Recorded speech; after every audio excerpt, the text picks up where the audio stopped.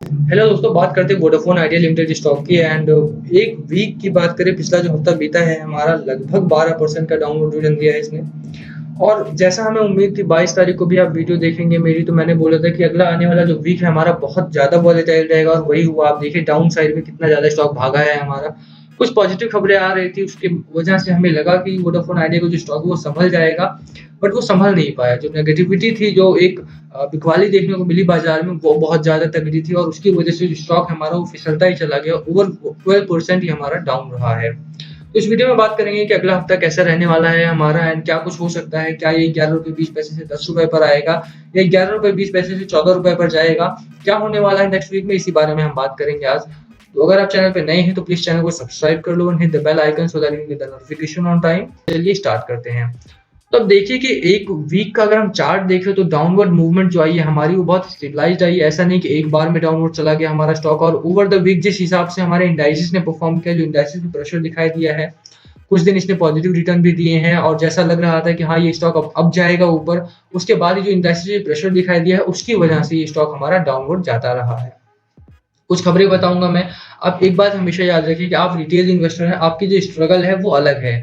हमारी स्ट्रगल क्या है कि हमारी स्ट्रगल है हम चार्ट को देखकर, फंडामेंटल्स को देखकर ट्रेड करते हैं। बट प्रॉब्लम ये हो जाती है कि आप हमेशा इन्वेस्ट करते हैं, हम हमेशा इन्वेस्ट करते हैं 1 महीने 2 महीने के लिए। इस टाइम होराइजन को आप बढ़ाइए इसे 3 महीने 4 महीने 5 महीने साल भर के लिए। कम से कम आप किसी स्टॉक में निवेश करते हैं तो 1 साल कम से कम आपको वेट करना चाहिए उसमें। 1 साल नहीं तो 6 महीना, 3 महीना वेट कीजिए आप उसमें। आप 1 वीक का, हर वीक का एक मूवमेंट नहीं देख सकते। मूवमेंट क्यों नहीं देख सकते आप? वो इसलिए क्योंकि इस वजह से आप देखिए एफआईआईज़ का जो डेटा आया है, जिस हिसाब से एफआईआईज़ हमारे रिटेल इन्वेस्टर को बर्बाद करने की कोशिश करते हैं, वो एक कारण है कि हमारा जो स्टॉक प्राइस है, हमारी जो इन्वेस्टमेंट है वो डाउनवर्ड चली जाती है एकदम से और हमें लगता है हम पैनिक में हो जाते हैं, फिर आप माल बेच देते हो। आप देखिए कि एफआईआई जो थे वो 29 तारीख को 6000 करोड़ का माल बेचा उन लोगों ने। 6000 करोड़ का माल बेचेंगे तो उतना शेयर्स कहाँ ऑब्जर्व हो पाएगा एक दिन में? अब वो ऑब्जर्व नहीं होगा, सप्लाई साइड बढ़ जाती है, डिमांड कम हो जाती है। जब डिमांड कम होगी तो प्राइसेस कम हो जाते हैं। यही रीजन रहता है कि हमारा जो स्टॉक मार्केट है वो दबाव में दिखाई दिया है। एक अच्छी खबर ये है कि अब डीआईआई जो है हमारे वो पॉजिटिव हो गए हैं। वरना आप देखिए कि 20 जनवरी की बात करें तो 2000 करोड़ का माल एफआईआई ने बेचा था, 1300 करोड़ का म्यूचुअल फंड ने बेचा था। उसी हिसाब से एफआईआई 22 जनवरी को देखो तो 2500 करोड़ का माल एफआईआई ने बेचा था, म्यूचुअल फंड ने 933 करोड़ का माल बेचा था।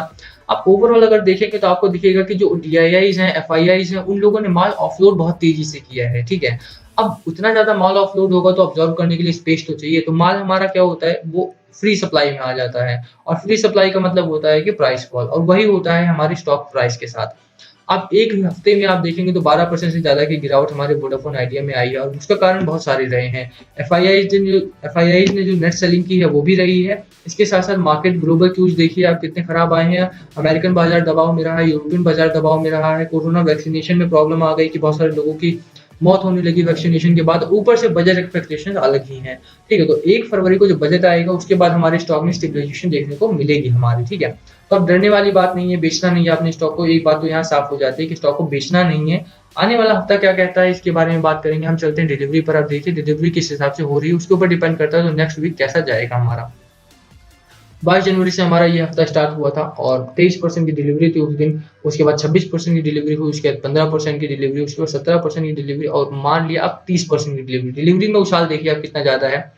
माल ऑफलोड किया गया था, उसके बाद 29 जनवरी को फिर से माल लोड किया गया है, माल फिर से खरीदा गया है, स्टॉक्स फिर से खरीदे गए हैं। 108 मिलियन शेयर्स का लॉन्ग टर्म पर्पज के लिए बाइंग हुई है। डिलीवरी आप देखिए 30% के आसपास की डिलीवरी है हमारी और 360 शेयर्स उस दिन ओवरऑल ट्रेड हुए हैं। 108 मिलियन के शेयर्स, 108 मिलियन शेयर्स ट्रेड हुए। वॉल्यूम देखिए गजब का वॉल्यूम डिलीवर हुआ है लॉन्ग टर्म पर्पज के लिए। तो आने वाला समय अच्छा है हमारा। देखिए एक पॉजिटिव रहना बहुत जरूरी होता है। आपको कितना भी मार्केट नीचे जाता है, आप अगर इन्वेस्टर हैं तो आपको पॉजिटिव रहना बहुत जरूरी होता है। स्टॉक मार्केट लंबे समय का गेम है और गेम है पॉजिटिविटी का। आप पॉजिटिव रहें तो स्टॉक मार्केट अच्छा परफॉर्म करके देगा आपको लंबे समय में। आपको एक पैनिक नहीं होना। पैनिक में माल बेचोगे, जैसे ही माल बेचोगे अगले दिन आप देखोगे मार्केट ऊपर ऊपर जा रहा है। ठीक है, बहुत सारे इन्वेस्टर्स ऐसे होते हैं, माल बेच देते हैं उसके बाद स्टॉक पहुंच जाता है ऊपर। तो आपको वो गलती नहीं करनी, वो गलती मत दोहराइए। आप टिके रहेंगे तो कमाएंगे। ठीक है, तो आप देखिए कि 29 जनवरी को आपका डिलीवरी बहुत ज्यादा तेजी से बढ़ा है। डिलीवरी बढ़ा है इसका मतलब है कि आने वाला हफ्ता एक पॉजिटिव वीक हो सकता है हमारे लिए। टेक्निकल्स की बात करें तो टेक्निकल्स में वही है 12% की नेगेटिव ग्रोथ दिखाई है उसने हमें एक हफ्ते में। 1 महीने की बात करें तो 1 महीने में अभी भी इसने थोड़ा-सा पॉजिटिव ग्रोथ दिखाया है और 9% के आस-पास आप देखिए कि यहाँ पे पॉजिटिविटी आती हुई दिखाई दी है। तो ओवरऑल ये 17-18% था, बट जो पिछला हफ्ता गया उसमें थोड़ा-सा जो गिरावट का माहौल देखने को मिला है, इस वजह से अभी भी आप अगर 1 महीने निवेशित रहे हैं आप, तो आप देखिए कि 9% का अभी भी आप मुनाफ़ा कमा के बैठे होते। 3 महीने की बात करें तो 35% के आस-पास का एक ग्रोथ दिखाया है इसने अच्छा खासा। 1 साल में 113%। तो अब यही मैं बात कर रहा हूँ, आप लंबे समय तक टिकते हैं तो आप पैसा कमा के निकलते हैं। आप छोटे समय के लिए रुकते हैं, जिसने 1 हफ्ते के लिए पैसा लगाया था उसका लॉस हुआ है यहाँ पे, ठीक है?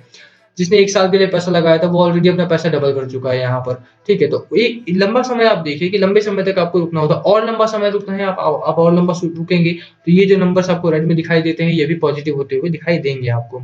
वोडाफोन आइडिया बर्बाद हुआ, उसके बाद अब दोबारा से रिकवरिंग कंपनी है। आपको बहुत सारे प्लान्स दिखाए थे मैंने अपनी वीडियोज़ में, मैं हमेशा दिखाता हूँ आपको बहुत नई-नई न्यूज़ जो भी वोडाफोन आइडिया लॉन्च करता है, उनसे पता लगता है कि आने वाले समय में का किंग स्टॉक माना जाएगा ये, ठीक है? वोडाफोन आइडिया अच्छा स्टॉक है, आने वाले समय में अच्छा खासा पॉजिटिव रिटर्न देगा आपको। अगले हफ्ते की बात करें अगर हम, तो कुछ बुरी खबरें आई हैं इस स्टॉक में। बुरी खबरें एक तो ये है कि हमारा जो सपोर्ट लेवल था, क्रूशियल सपोर्ट लेवल जो था वो ब्रेक हुआ है हमारा फ्राइडे को। फ्राइडे की ट्रेडिंग में ये जो एक सपोर्ट लेवल था ₹11.40 का वो ब्रेक हो गया है, तो ये एक प्रॉब्लम वाली बात है हमारे लिए अब।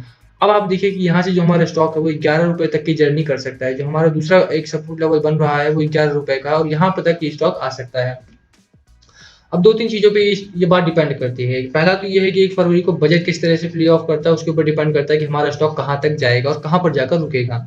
बजट अच्छा आता है, पॉलिसीज़ अच्छी आती हैं, सब्सिडी अच्छी मिलती है कंपनीज़ को, और जितनी भी हैं जो इसकी सपोर्टिंग इंडस्ट्रीज़ हैं, इसको तो डायरेक्टली कंपनी को कुछ नहीं मिलेगा। टेलीकॉम इंडस्ट्री गवर्नमेंट की नहीं है ये वाली, और उसकी बात करें अगर उन्हें देना होगा सब्सिडी तो एमटीएनएल को देंगे, इसे नहीं देंगे। तो अगर सपोर्टिंग इंडस्ट्री जो होती हैं वो अगर उन्हें कुछ एक सपोर्ट मिलता है, कहीं पर सब्सिडी मिलती है, कुछ नए प्लान्स लॉन्च होते हैं, तो वहाँ पर गवर्नमेंट अगर कुछ करती है इनके लिए तो वहाँ पर ये स्टॉक आगे बढ़ता हुआ दिखाई दे सकता है। कुछ नए टैक्सेस लाए जाते हैं, कुछ नया स्ट्रिक्ट पॉलिसीज़ लाई जाती हैं जो इस कंपनी को अफ़ेक्ट करेंगे, तो ये स्टॉक हमारे ₹11 तक जो जर्नी है वो तय कर लेगा, ठीक है?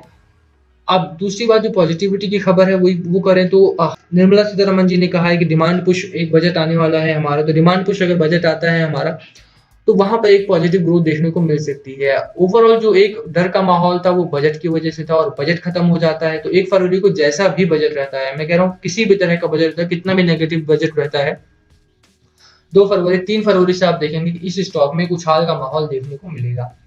वोडाफोन आइडिया का जो स्टॉक है ओवरऑल स्टॉक में प्रॉफिटेबिलिटी अच्छी, कंपनी प्रॉफिट्स दिखाती रही है, और आरएसआई की बात करें, प्राइस स्ट्रेंथ की बात करें तो 44 का प्राइस स्ट्रेंथ दिखा रहा है, अभी भी स्ट्रॉन्ग प्राइस मोमेंटम में है हमारा ये। बेयरिश क्रॉसओवर में हालांकि ये स्टॉक आ चुका है हमारा, और आप देखिए हिस्टोग्राम भी नीचे बनने लगे हैं, तो इसका मतलब है कि आने वाले समय में थोड़ा सा डाउनवर्ड और थोड़ा सा प्रेशर में दिखाई दे सकता है ये स्टॉक ओवरऑल।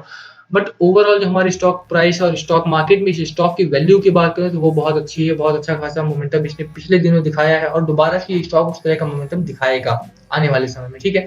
तो बस आपको इंतजार करना होगा।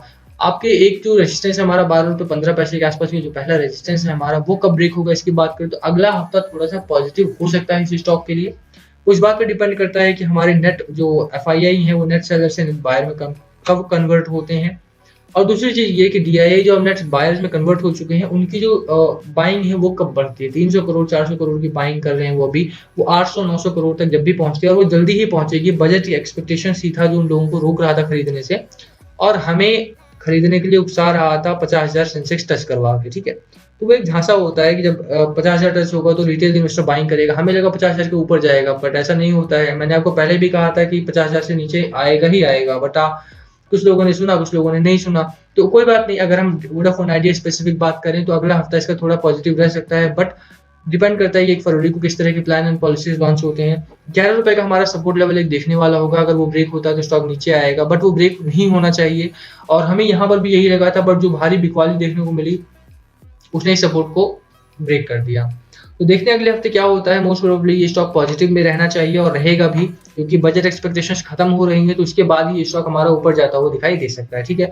बेयरिश क्रॉसओवर को भूलना नहीं है, यहाँ पर एक बिकवाली का माहौल बना हुआ है, वो बिकवाली जैसे ही खत्म होती है स्टॉक में उछाल आएगा, तो हैव पेशेंस, होल्ड करके रखो, लंबे समय तक होल्ड करके रखो। स्टॉक डाउनवर्ड जाता है तो कोई बात नहीं है, आप थोड़ा सा पेशेंस रखिए, ठीक है? तो इसी का वीडियो खत्म करते हैं। वीडियो पसंद आए तो वीडियो को लाइक करना ना भूलें, चैनल सब्सक्राइब कर देना अगर चैनल पर नए हैं तो, and press the bell icon so that you get the notification on time. Thank you for watching.